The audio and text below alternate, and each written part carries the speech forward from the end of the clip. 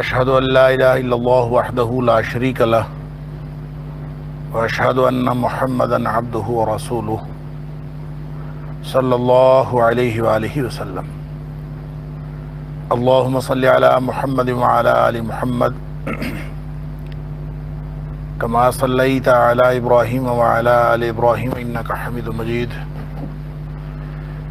اللہم بارک علی محمد وعلی آل محمد کما بارکت علی ابراہیم وعلی آل ابراہیم انک حمید مجید۔ اما بعد فاعوذ باللہ السمیع العلیم من الشیطان الرجیم من ہمزہ ونفخہ ونفثہ۔ بسم اللہ الرحمن الرحیم۔ الم تر الی الذین بدلوا نعمت اللہ کفرا واحلوا قومهم دار البوار جہنم یصلونہا وبئس القرار۔ کہ آپ نے ان لوگوں کی طرف نہیں دیکھا جن لوگوں نے اللہ کی نعمت کو ناشکری سے بدل دیا یا اپنے کفر سے بدل دیا اور اپنی قوم کو تباہی اور ہلاکت کے گھر میں لا اتارا۔ وہ تباہی اور بربادی کا گھر کون سا ہے؟ وہ جہنم ہے، یصلونہا، جس میں یہ سب داخل ہوں گے، وبئس القرار، اور وہ بہت ہی بری ٹھہرنے کی جگہ ہے۔ سورہ ابراہیم کی آیت نمبر 28 سے آج کے سبق کا اللہ کی توفیق سے آغاز ہو رہا ہے، اور جیسا کہ گزشتہ اسباق کے دوران آپ یہ بات جان چکے ہیں کہ سورہ ابراہیم جس کا مرکزی موضوع تو توحید ہے، اور توحید کی بنیاد پر، عقیدہ توحید کی بنیاد پر جو رویہ انسان کے اندر ڈیولپ ہوتا ہے اس کو شکر کا رویہ کہا جاتا ہے۔ اور شکر اور ناشکری کے جو رویے ہیں، یعنی توحید کو ماننے والے شکر کا رویہ اپناتے ہیں، اور مشرک جو شرک کی طرف راغب ہوتے ہیں یا ان کے دلوں میں شرک ہوتا ہے، ان کا عملی رویہ ناشکری اور کفر کا رویہ ہوتا ہے۔ ان دونوں کا کمپیریزن یہاں پہ پیش کیا گیا ہے، اور خاص طور پہ آیت نمبر 18 سے 34 تک یہ وہ حصہ ہے سورہ ابراہیم کا جس میں اللہ کریم نے کچھ مثالیں یعنی تمثیلی انداز میں عقیدہ توحید بھی سمجھایا ہے، اور اس کے اوپر اس عقیدہ توحید کے حوالے سے جو انسان کے اوپر اثرات ہوتے ہیں کردار کے حوالے سے وہ بھی سمجھائے ہیں مثالوں کے اعتبار سے۔ اب جو ہی وہ مثالیں یہاں پہ مکمل ہوئیں، یعنی کلمہ طیبہ کی مثال کا شجرۃ طیبۃ، جیسے پاکیزہ درخت ہو، اس کے اوپر بڑی تفصیل سے گفتگو ہو چکی۔ اسی طرح ومثل کلمۃ خبیثۃ کا شجرۃ خبیثہ، اسی طرح جو بری بات، بدعقیدگی، اگر برا کلمہ کسی کے دل میں گھر کر گیا تو اس کی حیثیت ایسے ہے جیسے ناپاک درخت ہو، اور جس کی کوئی اوپر سے ہی جڑ اکھاڑ لی جاتی ہے، اس کی کوئی حیثیت نہیں ہوتی، اور وہ اس کا فائدہ بھی کچھ نہیں ہوتا۔ جو کلمہ طیبہ یا عقیدہ توحید رکھنے والا ہے اس کو ہر وقت اس کا فائدہ ہوتا رہتا ہے۔ تو یہ مختلف قسم کی تمثیلیں بیان کرنے کے بعد یہاں اللہ کریم نے اہل کفر کے کردار کو واضح فرمایا ہے کہ ان لوگوں کو تو دیکھو کہ اللہ کی طرف سے اتنی نعمت آئی، اور اللہ تعالیٰ یعنی اس سے ماقبل کی آیت جو آیت نمبر 27 ہے اس میں بھی اللہ تعالیٰ نے یہ فرمایا کہ یثبت اللہ الذین آمنوا بالقول الثابت فی الحیات الدنیا وفی الآخرہ۔ اللہ تعالیٰ پختگی کی ایک یعنی ثابت قدمی عطا کرتا ہے پختہ بات کے اوپر، دنیا میں بھی اور آخرت میں بھی۔ کن کو؟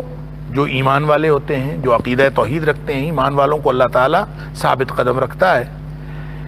وَيُضِلُّ اللَّهُ الظَّالِمِينَ، اور ظالموں کو اللہ تعالیٰ گمراہ کر دیتا ہے۔ وَيَفْعَلُ اللَّهُ مَا يَشَاءُ، اور اللہ تعالیٰ جیسے چاہتا ہے وہ کرتا ہے۔ پھر اللہ تعالیٰ نے یہ ساری حقیقت بیان کرنے کے بعد توجہ دلائی ہے کفار کے کردار کی طرف، اور خاص طور پہ یہاں پہ الم تر الی الذین، کیا آپ نے ان دو لوگوں کی طرف دیکھا؟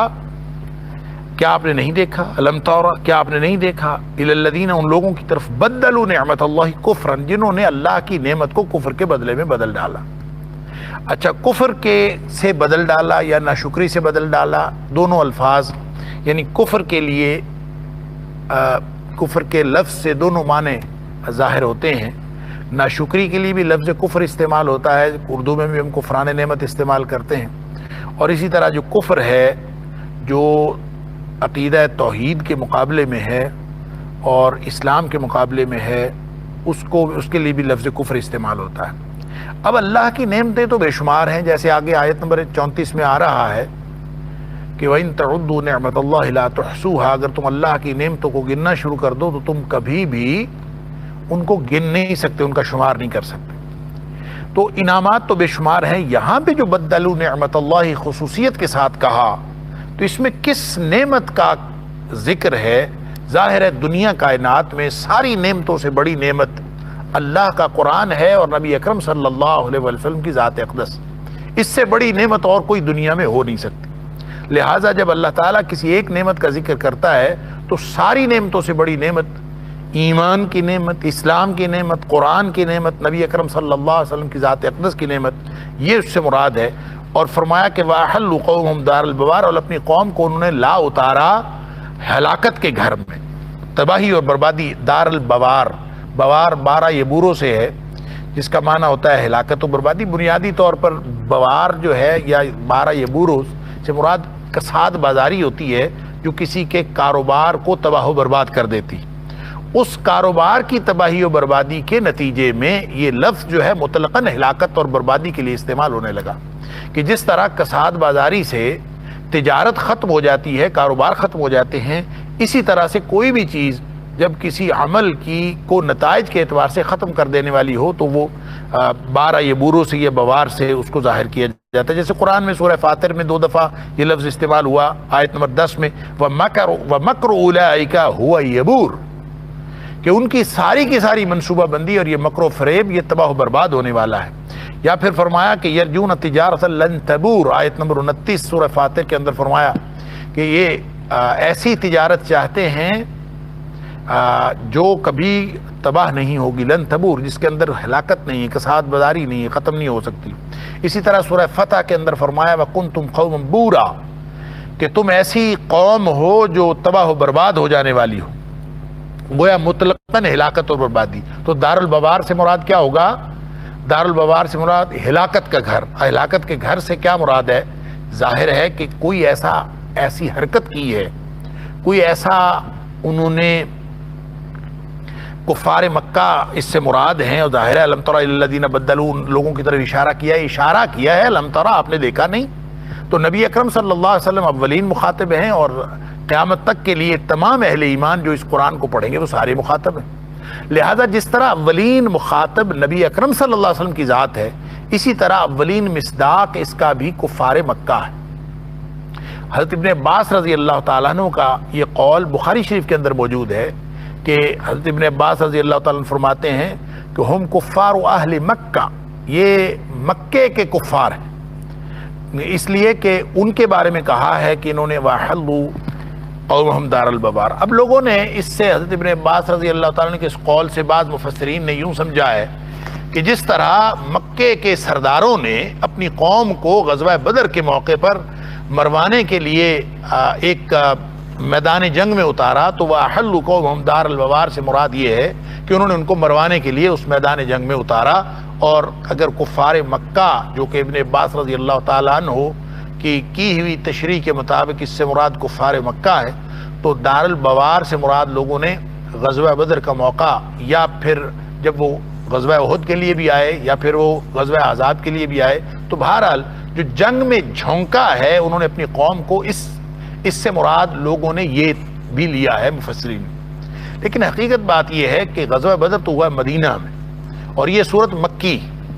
تو مکی صورت میں اگر مکہ والوں کے بارے میں کہا جائے، اب جب ابن عباس رضی اللہ تعالیٰ نے اس کی تشریح کر رہے ہیں کہ اس سے مراد کفار مکہ ہیں، تو کفار مکہ نے وہ کون سی حرکت کی تھی کہ انہوں نے اللہ کی نعمت کو ناشکری سے بدل ڈالا تھا؟ وہ کیا حرکت تھی؟ وہ یقیناً یہی حرکت تھی کہ اللہ کا قرآن آیا، اللہ کی وحی آئی، نبی اکرم صلی اللہ علیہ وسلم کی ذات اقدس خود بنفس نفیس ان کے درمیان موجود تھے.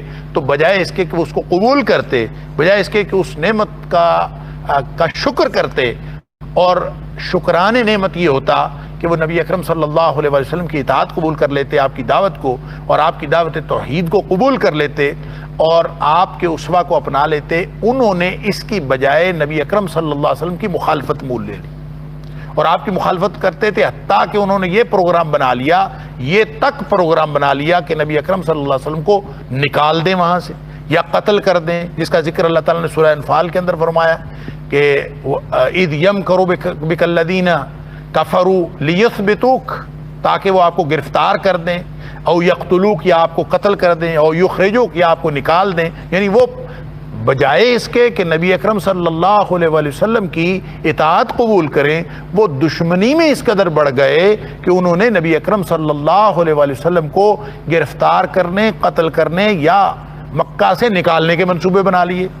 یہ ہے وہ ماحول جس کو اللہ تعالیٰ فرماتا ہے الم تر الی الذین کفروا، کیا الم تر الی الذین بدلوا نعمت اللہ کفرا، جن لوگوں نے اللہ کی نعمت کو بدل ڈالا کفران نعمت کر کے اور کفر سے بدل ڈالا، ناشکری سے بدل ڈالا، ان کو نہیں دیکھا؟ تو کون ہے یہ؟ کفار مکہ ہے۔ یعنی ایک طرف اہل ایمان کو بتایا بھی جا رہا ہے کفران نعمت کرنے والے یہ لوگ ہیں، اور دوسرا ساتھ ہی ساتھ ان کو بھی تنبیہ کی جا رہی ہے کہ تم اپنا کردار دیکھو کہ تم ہو کیا، کہ نبی اکرم صلی اللہ علیہ وسلم کی اطاعت قبول کرنے کی بجائے تم نے ناشکری کا رویہ اپنا رکھا ہے، لہذا اس رویے کی وجہ سے تم ہلاکت اور بربادی کے گھر میں جانے والے ہو۔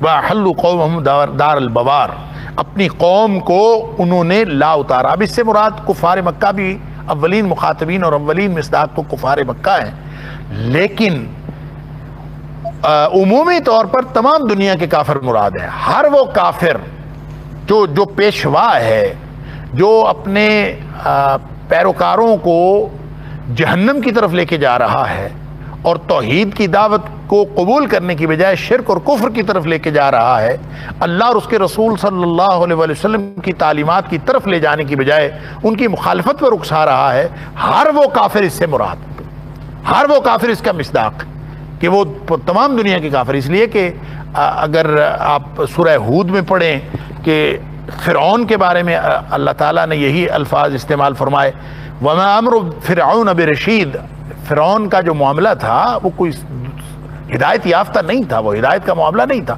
گمراہی کا اور کفر کا معاملہ تھا۔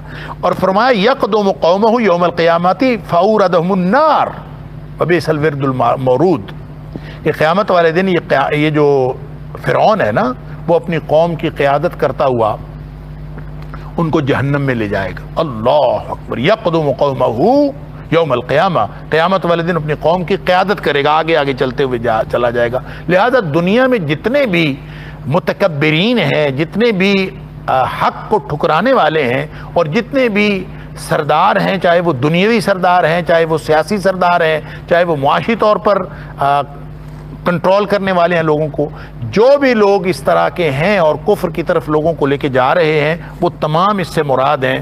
اللہ تعالیٰ معاف فرمائے کہ وہ سب کو لے کے جا اپنی قوم کو، وہ اہل قومہم دار البوار، وہ ان کو ہلاکت کے گھر کی طرف لے کے جا رہے ہیں۔ ہلاکت کے گھر سے کیا مراد ہے؟ جہنم یصلونہا، ہلاکت کا گھر کیا ہے؟ جہنم ہے۔ خود قرآن نے اگلی آیت میں وضاحت کر دی، گویا دنیا میں کفر کو رائج کرنے والے، دنیا میں شرک کو رائج کرنے والے، توحید کی مخالفت کرنے والے اور نظام توحید جو اللہ کے رسول صلی اللہ علیہ وسلم کا دیا ہوا ہے اس کو قائم کرنے کی جد و جہد کرنے کی بجائے اس کی مخالفت پر اترنے والے، وہ دراصل خود بھی اپنے آپ کو بھی اور اپنی قوم کو وہ جہنم کی طرف لے کے جا رہے ہیں۔ اللہ اکبر، جہنم یصلونہا، وہ جہنم ہے ہلاکت کا گھر، بربادی کا گھر، اس میں سب داخل ہوں گے۔ وبئس القرار، بہت ہی بری ٹھہرنے کی جگہ ہے۔ اللہ اکبر، اس سے بری کوئی جگہ نہیں، اللہ تعالیٰ معاف فرمائے۔ وَجَعَلُوا لِلَّهِ اندادا، اور یہ جو کفار ہیں ان کا یہ حشر اس لیے ہوا کہ یہ اس لیے بھی ہوا کہ انہوں نے اللہ کے علاوہ انداد بنا لیے۔ اندادن ند ان کی جمع، ند کہتے ہیں مد مقابل، یعنی ایک طرف اللہ کی ذات ہے، اللہ کے رسول صلی اللہ علیہ وسلم ہے، وحی الہی ہے، یہ ایک پورا نظام ہے، نظام فکر و عمل ہے۔ اس کے مقابلے میں آپ کسی بھی نظام فکر و عمل کی جب پیروی کریں گے اور اللہ اور اس کے رسول صلی اللہ علیہ وسلم کے دیے ہوئے نظام کو چھوڑ دیں گے تو وہ ایسے ہی ہے جیسے آپ نے ند بنا لیا۔ اور یہ حدیث کے اندر بھی یہ لفظ ند استعمال ہوا ہے عمومی طور پر، اور قرآن میں بھی استعمال ہوا ہے. سورہ بقرہ کے اندر بھی ہم نے پڑھا کہ اللہ تعالیٰ کے انداد بنا لیے لوگوں نے. اور انداد ہر وہ شخص بناتا ہے شعوری طور پر بھی اور لا شعوری طور پر بھی جو کسی بھی معاملے میں اللہ اور اس کے رسول صلی اللہ علیہ وسلم کی بات چھوڑ کر دیدہ دانستہ وہ کسی اور کی بات مانے، چاہے وہ اپنے نفس کی بات مانے. اور آیت الذی من اتخذ الہہ ہوا، قرآن کہتا ہے کہ تو نے وہ نہیں دیکھا جس نے اپنی خواہش نفس کو اپنا معبود بنایا ہوا ہے، یعنی وہ اللہ کی بات نہیں مانتا، اپنی خواہش کی بات مانتا. اللہ اکبر. وَلَئِنِ اتَّبَعْتَ أَهْوَاءَهُمْ بَعْدَ الَّذِي جَاءَكَ مِنَ الْعِلْمِ، اگر اللہ کی طرف سے العلم اور ہدایت آ جانے کے بعد آپ پھر بھی ان کی ہوائے نفس کی، ان کی خواہشات کی پیروی کریں، مَا لَكَ مِنَ اللَّهِ مِن وَلِيٍّ وَلَا نَصِيرٍ، تو اللہ کی طرف سے آپ کا کوئی مددگار نہیں ہوگا اور کوئی آپ کا ولی اور کارساز نہیں ہوگا. تو اس کا مطلب یہ ہے کہ یہ ند بنانا کسی بھی اعتبار سے، چاہے وہ عقیدے کے اعتبار سے ہو، چاہے عملی اعتبار سے اور حکم ماننے کے اعتبار سے ہو، اگر آپ اللہ اور اس کے رسول صلی اللہ علیہ وسلم کی جو ذات ہے یا اللہ اور اس کے رسول صلی اللہ علیہ وسلم کی دی ہوئی تعلیمات ہیں ان کو چھوڑ کر آپ کسی اور کی پیروی کریں گے تو یہ ند بنانے کے مترادف ہے. اس لیے فرمایا وَجَعَلُوا لِلَّهِ اندادا، انہوں نے اللہ کو چھوڑ کر مختلف مد مقابل تیار کر رکھے ہیں. کہیں آپ دیکھ لیجئے کہ یہ ضروری نہیں ہے کہ یہ مد مقابل کوئی شخص ہو، کوئی ظاہری کوئی پرسنالٹی ہو کہ آپ نے مد مقابل لا کے کھڑا کر دیا. نظریہ بھی مد مقابل ہو سکتا ہے، کوئی علم بھی مد مقابل ہو سکتا ہے، کوئی شغل بھی مد مقابل ہو سکتا ہے، کوئی آپ کا عمل بھی مد مقابل ہو سکتا ہے، کوئی شخصیت بھی ہو سکتی، کوئی بھی چیز جو مد مقابل ہے. یہ وہی بات ہے جو اللہ تعالیٰ نے فرمائی سورہ نحل کے اندر کہ اللہ تعالیٰ فرماتا ہے کہ جتنے بھی نبی ہم نے بھیجے وہ اس لیے بھیجے کہ ان اعبدوا اللہ واجتنبوا الطاغوت، اللہ کی بندگی کریں اور طاغوت سے بچیں. اور طاغوت ہر وہ چیز ہے جو اللہ کے اس بندگی کے نظام سے آپ کو منحرف کرنے والی ہے، اس سے غافل کرنے والی ہے. ہر وہ چیز طاغوت ہے، وہ بت ہو، وہ شیطان ہو، وہ دنیا کے بنائے ہوئے خود ساختہ معبود ہوں، وہ چاہے کوئی عمل ہو، چاہے کوئی نظریہ ہو، چاہے کوئی شخصیت ہو، جو بھی آپ اللہ کے نظام سے، اللہ کی تعلیمات سے، توحید سے، نبی اکرم صلی اللہ علیہ وسلم کی تعلیمات سے، جو اس نظام فکر و عمل سے آپ کو منحرف کرنے والی کوئی بھی اینٹیٹی ہو تو وہ ند بھی ہے، وہ طاغوت بھی ہے. اللہ اکبر. حدیث میں آتا ہے کہ ایک صحابی جو ہے اس نے نبی اکرم صلی اللہ علیہ وسلم سے آ کے بات کی تھی اور اس نے کہا تھا کہ وما شاء اللہ وما شئت، ما شاء اللہ وما شئت، اللہ کے رسول صلی اللہ علیہ وسلم جو اللہ چاہے اور جو آپ چاہیں. ما شاء اللہ وما شئت، جو اللہ چاہے اور جو آپ چاہیں. تو نبی اکرم صلی اللہ علیہ وسلم نے بات سنی تو آپ نے اس کو فرمایا اجعلتنی للہ ندا، کیا تو مجھے اللہ کے مقابل میں لا کے کھڑا کر دیا، تو شریک بنا رہا ہے مجھے اللہ کا. اجعلتنی للہ ندا، تو نے مجھے اللہ کا ند بنا دیا، اللہ کا مد مقابل بنا دیا ہے. وہ ما شاء اللہ وما شئت، ایک طرف اللہ کی مشیت ہے، دوسری طرف میری چاہت ہے. اللہ کی مشیت اور چاہت کے اندر کسی اور کی مشیت اور چاہت کیسے شامل ہو سکتی، کیسے مقابلہ ہو سکتا ہے، کون کر سکتا ہے؟ لہذا نبی اکرم صلی اللہ علیہ وسلم نے اس کو منع کر دیا. قل ما شاء اللہ وحدہ، تو کہہ جو اکیلا اللہ چاہے. اور بھی حدیث ہیں جیسے حضرت طفیل رضی اللہ تعالیٰ عنہ ایک صحابی ہیں، انہوں نے خواب میں دیکھا کہ ان کو ایک عیسائی ملا اور اس عیسائی کو حضرت طفیل کہتے ہیں میں نے کہا خواب میں کہ یار عیسائیوں تم نے بڑا برا کیا، تم نے اللہ کا شریک ٹھہرا دیا اور اللہ کا بیٹا قرار دے دیا، تم نے بہت غلط کیا.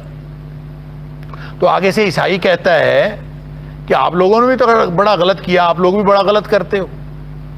تو حضرت طفیل رضی اللہ تعالیٰ عنہ خواب میں اس عیسائی کے تانے کو سن کر کہ ہم کیا غلط کرتے ہیں، ہم نے کیا ظلم کیا ہے، تو اس نے کہا کہ تم بھی یہ کہتے ہو ما شاء اللہ وما شاء محمد صلی اللہ علیہ وسلم، جو اللہ چاہے اور جو نبی اکرم صلی اللہ علیہ وسلم چاہیں، جب تم یہ کہتے ہو تو یہ بھی تم ظلم کرتے ہو. تو حضرت طفیل نے خواب میں یہ دیکھا، بڑے حیران ہوئے، اور اگلے دن نبی کریم صلی اللہ علیہ وآلہ وسلم کے پاس گئے، اپنی پریشانی کا اظہار کیا کہ خواب میں مجھے عیسائی نے تانا دیا ہے کہ تم لوگ بڑا ظلم کرتے ہو، جب یہ کہتے ہو تم گویا اللہ کا شریک ٹھہراتے ہو، ند بناتے ہو، اور تم یہ ظلم کرتے ہو۔ تو نبی اکرم صلی اللہ علیہ وآلہ وسلم نے حضرت طفیل کی بات سنی۔ حضرت طفیل نے اپنی پریشانی کا اظہار جب نبی کریم صلی اللہ علیہ وسلم کے پاس آ کے کیا تو آپ نے وہ بات سنی، تو آپ نے یہ فرمایا کہ ایسا نہ کہا کرو، لا تقولوا ما شاء اللہ ما شاء محمد، اس طرح نہ کہا کرو، ولیکن قولوا ما شاء اللہ وحدہ، یہ کہا کرو کہ جو اکیلا اللہ چاہے۔ تو یہ ایک پورے اس نظام فکر و عمل کے مقابلے میں آپ کوئی بھی چیز سمجھ لیں، اللہ ایسا کرنا چاہتا ہے، آپ سمجھیں کہ نہیں کوئی اور اس کے مقابلے میں یہ کر سکتا ہے، آپ کہیں کہ اللہ کی تقدیر یہ ہے، اس کے مقابلے میں آپ کسی اور چیز کو اتنی اہمیت دے دیں کہ گویا وہ اللہ کی تقدیر پر غالب آنے والی ہے، نعوذ باللہ من ذالک۔ اگر یہ عقیدہ بن جائے تو یہ اللہ کا ند مقرر کرنے کے مترادف، اس لیے فرمایا وَجَعَلُوا لِلَّهِ نِدًّا، ان لوگوں نے وَجَعَلُوا لِلَّهِ اندادا، انہوں نے اللہ کے مقابلے میں شریک بنا لیے ہیں، لِيُضِلُّوا عَن سَبِيلِهِ۔ اصل میں یہ سارا جو مقابلے کا نظام بنایا ہے، چاہے وہ اپنے علم کی بنیاد پر، چاہے عقل کی بنیاد پر، چاہے کسی بھی چیز کی بنیاد پر، اب دیکھیں اپنی سوچوں کو فرق کیا ہے؟ فرق یہ ہے کہ اپنی سوچوں کو، اپنے منصوبوں کو، اپنے خیالات کو، اپنی آرزوؤں کو، اپنی تمناؤں کو اگر اللہ اور اس کے رسول صلی اللہ علیہ وسلم کی مرضی کے تابع کر لیا اور ان کی عاجزی میں شامل کر لیا تو یہ اس کے مطابقت پیدا ہو گئی، اور یہ سارا کا سارا جو ہے شکر کا رویہ بن گیا۔ قارون کو جب کہا گیا تھا کہ تم اللہ کا شکر کرو تو اس نے کہا تھا کہ انما اوتیتہ علی علم عندی، کہ یہ جو دولت مجھے ملی ہے یہ میں نے اپنے علم سے کمائی ہے، اپنے ہنر سے کمائی ہے۔ بس اگر وہ اس بات کو اللہ کے مقابلے میں اپنے ہنر کو اہمیت دینے کی بجائے اگر وہ اس طرح سے کہہ دیتا کہ میرے اللہ نے مجھے سب کچھ عطا فرمایا ہے، تو یہ شکر کا رویہ بن جاتا۔ نعمت وہی ہے، اس کو استعمال کرتے ہوئے آپ اپنے آپ کو اللہ کے مد مقابل ٹھہرائیں، یہ دنیا کی کسی بھی اینٹی کو مد مقابل ٹھہرائیں تو یہ شرک ہے، یہ کفر ہے، یہی کو کفر کا رویہ ہے، یہی ناشکری کا رویہ ہے۔ لہذا فرمایا کہ لوگ تو لیضلوا عن سبیل، لوگوں کو اللہ کے رستے سے گمراہ کرنے کے لیے لوگوں نے یہ مد مقابل کھڑے کیے، اور مد مقابل نظام ایسا ہے کہ لوگوں کو بڑا اپیل کرتا ہے، یعنی پورا ایک اللہ کے علم کے مقابلے میں ایک پورے علم کی بنیاد رکھ دی، ایک اس نظام فکر کے مقابلے میں ایک نیا نظام فکر بنا لیا، اس نظام عمل کے بنیاد مقابلے میں ایک نظام عمل بنا لیا، ان ٹارگٹس کے مقابلے میں اپنے ٹارگٹس ترتیب دے لیے، لہٰذا ایک پورا نظام کھڑا ہو گیا۔ اللہ تعالیٰ معاف فرمائے، یہ ہے وَجَعَلُوا لِلَّهِ أَنْدَادًا لِيُضِلُّوا عَنْ سَبِيلِهِ، پورے دنیا کو گمراہ کرنے کے لیے ایک نظام کھڑا کر لیا۔ قل، اے حبیب صلی اللہ علیہ وسلم، آپ قیامت تک آنے والے انسانوں میں اعلان فرما دیجئے، تمتعوا، جتنا فائدہ اٹھانا ہے اٹھا لو۔ یہ دنیا کے نظام بنا کے، اللہ کے نظام کے مقابلے میں مد مقابل نظام بنا کے تم نے جتنا فائدہ اٹھانا ہے یہ دنیا کا فائدہ اٹھا لو، تمتعوا، فائدہ اٹھا لو۔ یعنی آپ اگر مغربی فکر و فلسفہ کا مطالعہ کریں تو آپ کو ایک ٹرم ملتی ہے یوٹیلیٹیرینزم، اور یوٹیلیٹیرینزم کا معنی یہ ہے نظریہ افادیت پسندی، کہ جو چیز فائدہ دیتی ہے اسی کا وجود تسلیم کرو، اسی کو حاصل کرنے کی کوشش کرو۔ لہذا تمتعوا اصل میں وہ یوٹیلیٹی ہے چیزوں کی، جو آپ نے فائدہ اٹھانا ہے اٹھا لو، اور بالآخر یہ سارا کا سارا نظام ختم ہو جانے والا ہے۔ فَإِنَّ مَصِيرَكُمْ إِلَى النَّارِ، پھر تمہارا جو لوٹ کر جانا ہے وہ جہنم کی طرف ہے۔ یہ دنیا کی چند دن کی زندگی ہے، اگر یہ مد مقابل نظام بنانے والے، یہ نظام فکر و عمل کو سمجھنے والے دنیا میں فائدہ اٹھا سکتے ہیں۔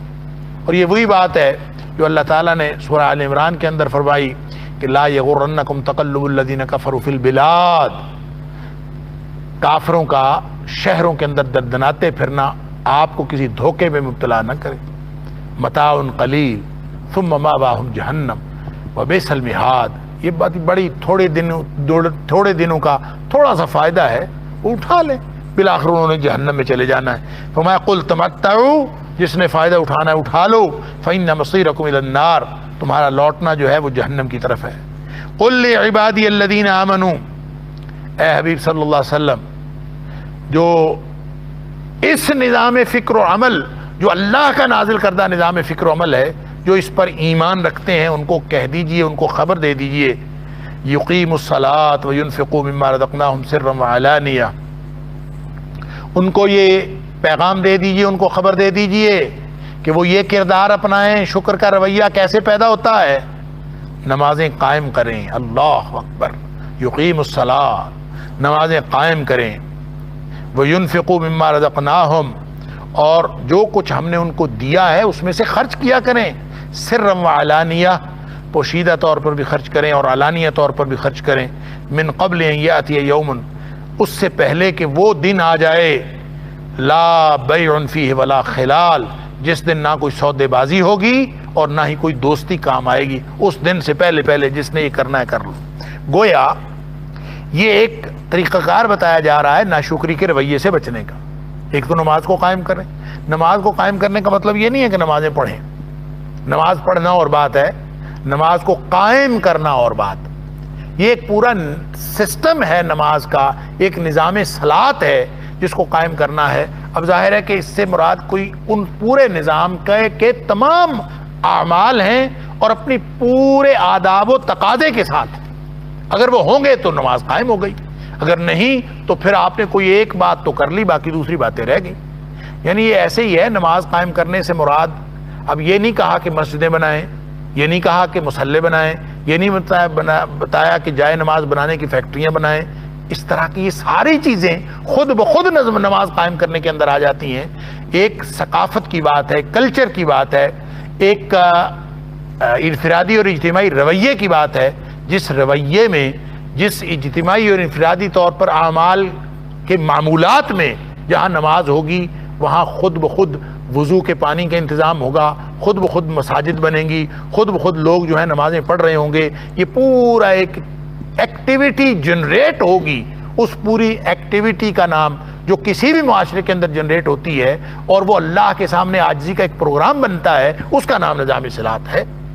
لہذا جو اگر یہ قائم کریں گے تو یہ قیامت والے دن اس برائی سے بچ سکتے ہیں، اس دار البوار سے، اس ہلاکت سے بچ سکتے ہیں، اور اس دن کوئی فائدہ نہیں ہوگا۔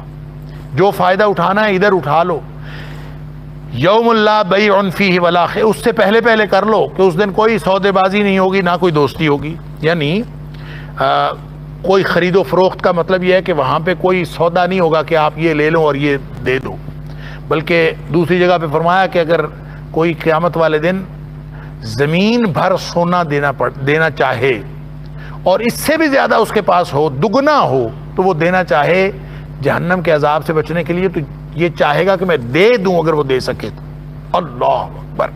تو اللہ تعالیٰ اس کو فرمائے گا کہ میں نے دنیا میں تجھ سے تو بہت ہی کم مطالبہ کیا تھا، صرف یہ مطالبہ کیا تھا کہ میرے ساتھ کسی کو شریک نہ ٹھہرانا۔ اللہ اکبر۔ اسی بات کو سورہ بقرہ کے اندر یوں فرمایا، یا ایھا الذین آمنوا انفقوا مما رزقناکم من قبل ان یاتی یوم لا بیع فیہ ولا خلہ ولا شفاعہ، وہاں پہ تین باتیں فرمائیں۔ اس دن کوئی دوستی کام نہیں آئے گی، اس دن کوئی سفارش کام نہیں آئے گی، اس دن کوئی سودے بازی نہیں ہوگی۔ اللہ اکبر۔ اب اس کا مطلب یہ نہیں ہے کوئی تجارت ایسی نہیں جو کام آئے، کوئی شفاعت ایسی نہیں جو کام آئے۔